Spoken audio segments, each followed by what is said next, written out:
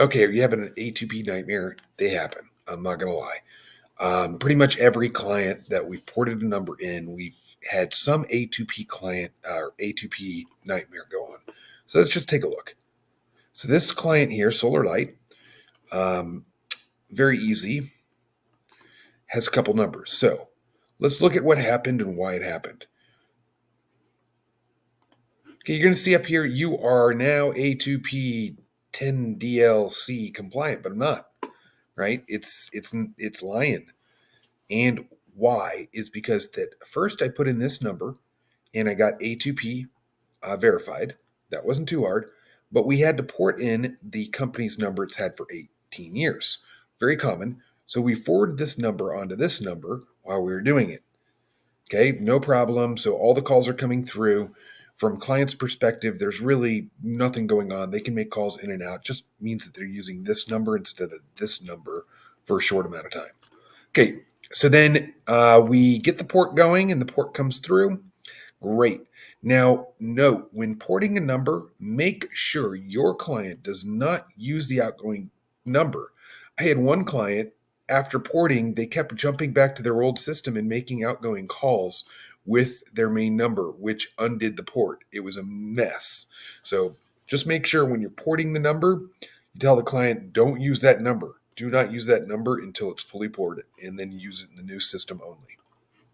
Okay, so then what happened was when we imported this, our A2P failed. So we had to go back through the trust center and go through all the A2P stuff that we did. Now, when doing A2P, little trick here is you just copy and paste the stuff that's already there. Let's see, where's that? So it's going to show you the configurations, but once you're through it, it's not letting you back through. So there's a little hint area when you're going through the process of A2P.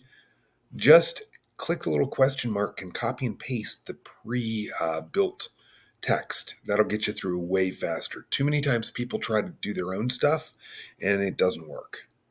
So as you can see here, because the A2P was failing, I immediately went to this 800 number. Bam. Okay, and that became our main outgoing number for a temporary time because the 800 number will take 24 hours to verify. I've had no problems with this. I've been able to register international companies from New Zealand and elsewhere with this 800 number. 800 number is really the default. Now, if I roll out another client, I start with the 800 number and then I import their other number. And I really like this. So in other clients, I might not even use this local number. Just because it's an extra headache and because we're only going to use it temporarily while we're importing their number, then we're good. Now, I brought this one in for a specific reason, was because this is a hyperlocal business and I didn't want to be using another number, and I could afford to wait the extra days for A2P to come in and use a 541 area code number. But normally I just jump to the 800. Nobody really even looks at numbers anymore anyways. And as long as you go through all this regulatory stuff, your numbers are going to have the branding of the name when they call in, which is quite nice for clients.